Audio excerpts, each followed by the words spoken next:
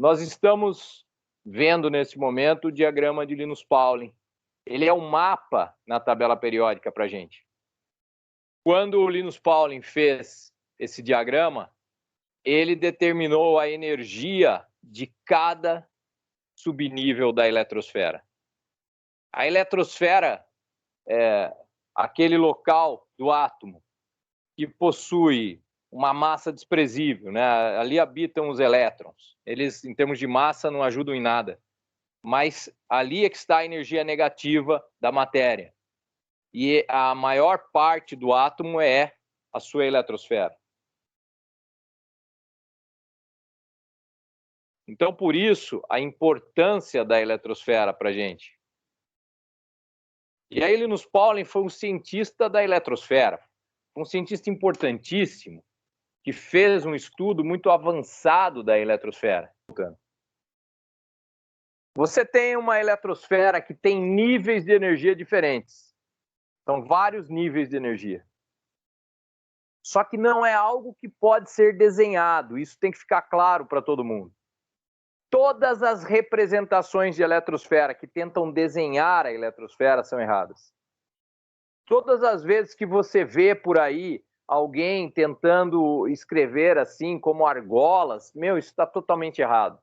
É uma ideia de que o átomo fosse assim, fosse que nem o sistema planetário. Isso é errado. Isso foi uma ideia que o cientista Bohr no passado teve. Ele nos ensinou que existem níveis na eletrosfera. Ele foi um grande cientista, ele deu uma grande contribuição. Mas o que não faz sentido são as pessoas insistirem em desenhar o átomo dessa forma. Isso aí não é mais o átomo.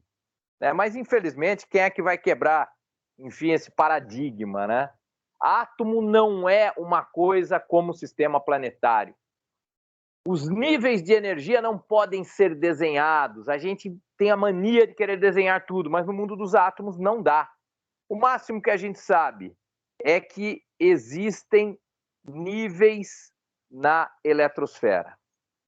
Esses níveis da eletrosfera, sabemos que eles vão até o nível 7. Isso é o que aparece em todos os sites. Livros de ensino médio, apostilas de cursinho. Mas você precisa, a partir de hoje, quebrar também esse paradigma. Porque existem infinitos níveis em cada átomo. Você vai me dizer, mas infinito é muita coisa, então cada átomo ocupa o universo inteiro. Isso é teórico, muito bem. Mas o que não dá é para você dizer que existem 7. Até porque tem átomo conhecido já hoje, átomo feito em laboratório, onde você tem 8 níveis. Você pegar o átomo de hidrogênio, que é o menor de todos, os modelos moleculares, geralmente representados por uma bolinha, né, menor. Cara, ele tem um elétron só. É lógico que ele só vai até o primeiro nível, mas ele tem todos os outros níveis. Então, uma das ideias erradas é a gente achar que um átomo só tem um nível, o outro só tem 3 níveis. Não. Isso é até onde ele vai com elétrons, na sua distribuição. Isso é até onde ele chega com elétrons na sua distribuição. Mas não quer dizer que ele só tem esses níveis. Ele tem todos os níveis. Essa ideia tem que ser quebrada. Cada nível fica onde?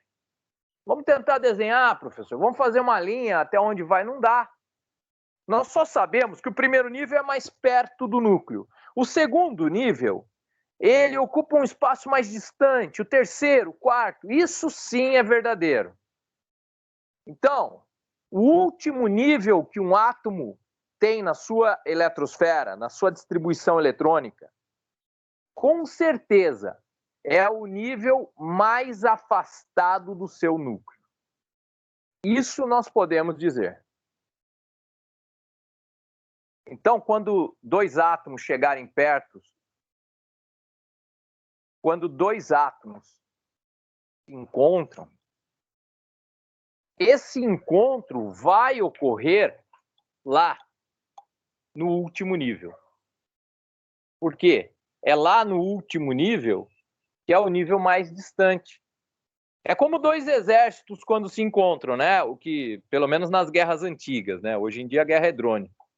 Hoje em dia na guerra o soldado americano está de manhã no centro americano lá em Washington, ele atira lá em Bagdá e depois ele volta a almoçar e depois volta para a guerra de tarde, né? Volta a almoçar em casa. Mas as guerras antigas, até a Segunda Guerra Mundial, como é que funciona? Você tem a primeira parte que chega para o confronto, a infantaria. Então, a eletrosfera, ela tem seus níveis e a última camada poderia ser denominada a infantaria dos átomos, porque ali você tem o encontro. Quando você ouvir falar em ligações químicas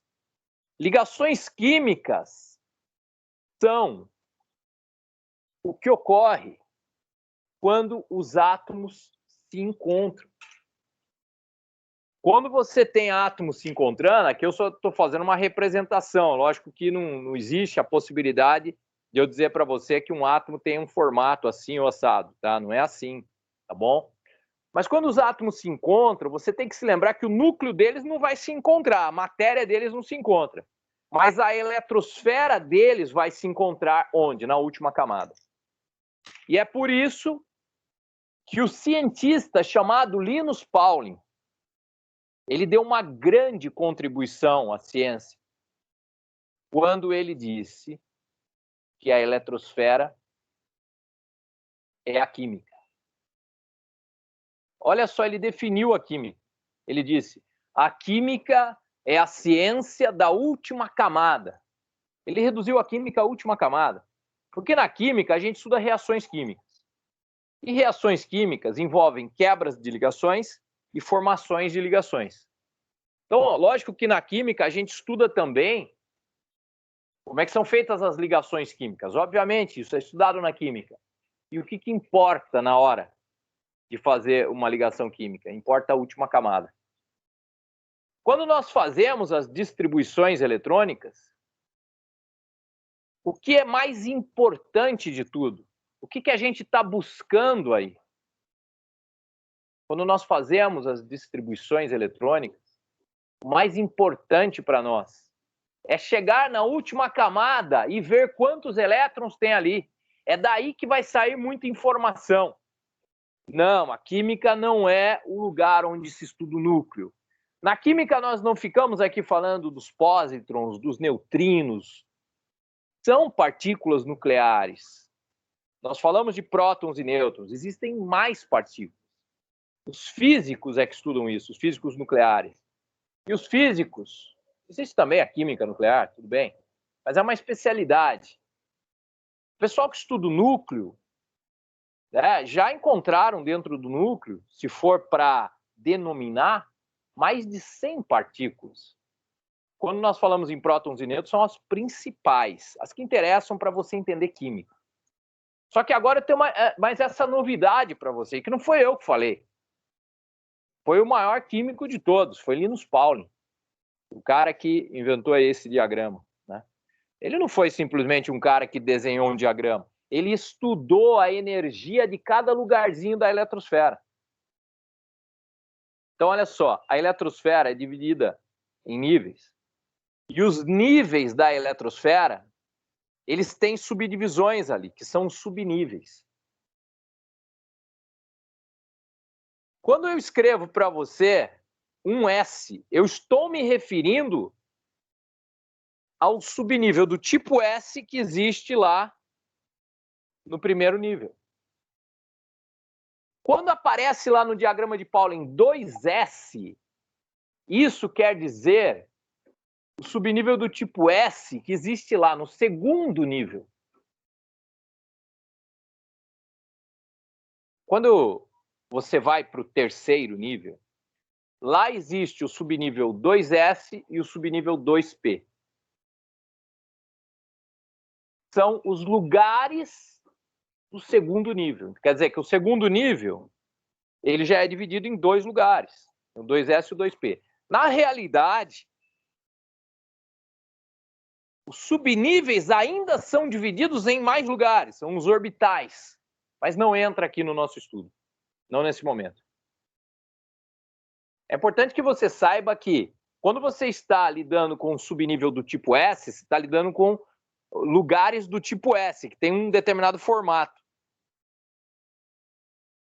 E assim por diante. Tipo P, do tipo D, né, são mais complexos. É importante também você saber que o número de subníveis de cada nível é igual ao número do nível. Se você estiver no 5º nível, você tem ali 5 subníveis. E a ordem é sempre essa: S, P, D, F. O 5º subnível que aparecer vai ser G, depois H, depois I. Lá na frente você vai ter problema porque a letra S já foi usada, né? A letra P já foi usada. É S, P, D, F. É um problema. Mas é que a gente não vai usar isso aí. Deixa esse problema para daqui a 200 anos. Você tem os níveis da eletrosfera. Cada nível tem seus subníveis. Quantos subníveis tem um nível? Basta ver o número do nível. O nível 10 terá 10 subníveis, mas nenhum átomo produzido em laboratório, até hoje divulgado pelo menos, usou isso daí.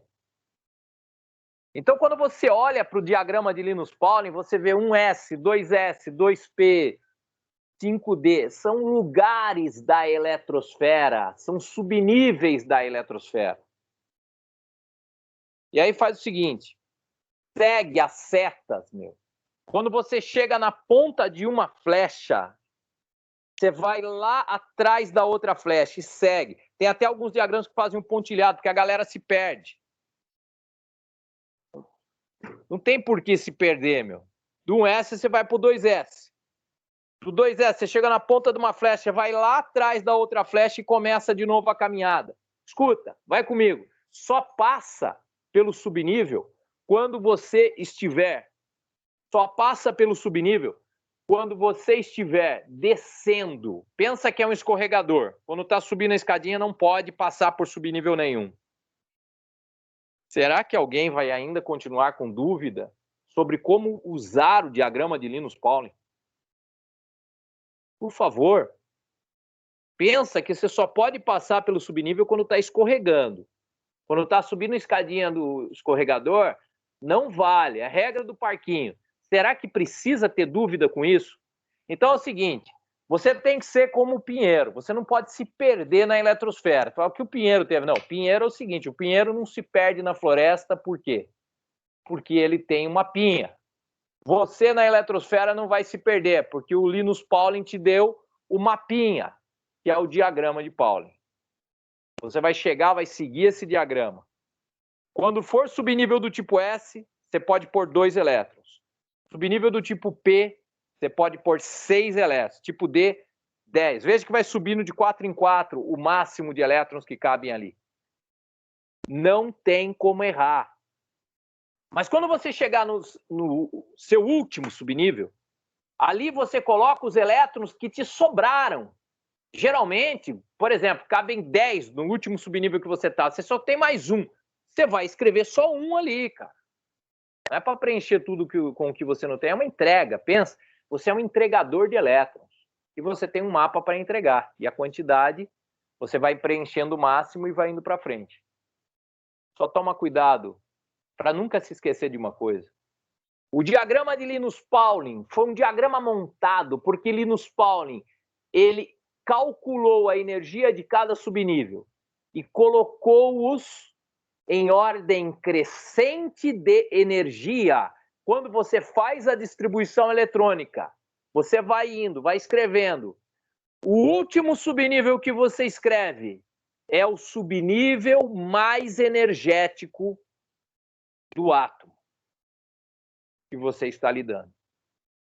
E quando você vai para a tabela periódica, a tabela ela é dividida em blocos. Tem o bloco S, P, D e F na tabela periódica. E a posição do elemento, em que bloco ele está na tabela, ela vem justamente disso. O subnível mais energético do cara determina o bloco que ele está na tabela. Por que é importante isso? Olha só, Na tabela existem linhas, que são os períodos, é o período que o elemento está lá. E existem colunas, que são chamadas famílias, tá? É que nem um ponto na face da Terra, tem latitude e longitude, não tem como ter dois pontos com a mesma latitude e longitude. Não tem como ter dois elementos na tabela com a mesma família e período. Família e período determinou quem é. Para saber o período na tabela, você vê o nível de valência, bate com o número do período. O bloco, como eu acabei de te dizer, você olha o subnível mais energético. Quando você sabe o bloco do cara, você consegue ver se a família dele é do tipo A ou do tipo B. Como é que eu sei? Isso é muito simples. Na língua portuguesa dá muito certo. Tem colunas mais altas nos cantos da tabela. Lá no meio, colunas mais baixas. A de alta, B de baixo. É família A e família B. E tem uma numeração que não aparece em muitas tabelas atuais, que fala assim, 1A, 2A, e depois lá na outra ponta, 3A, 4A, etc., até 8A. E tem as famílias B que estão ali no meio. Ensino médio e vestibular. Nós só estudamos elementos de família tipo A nesse setor aqui da disciplina, que é a atomística, distribuição eletrônica, ligações químicas. Não falamos aqui de elementos de famílias B. Os elementos de família tipo A são chamados elementos representativos. Os de família tipo B são chamados elementos de transição. Aqueles que ficam no centro da tabela, transição externa, e veja que tem duas linhas embaixo da tabela que são os elementos de transição interna. Quando você olha o bloco que um elemento está, se ele está no bloco S,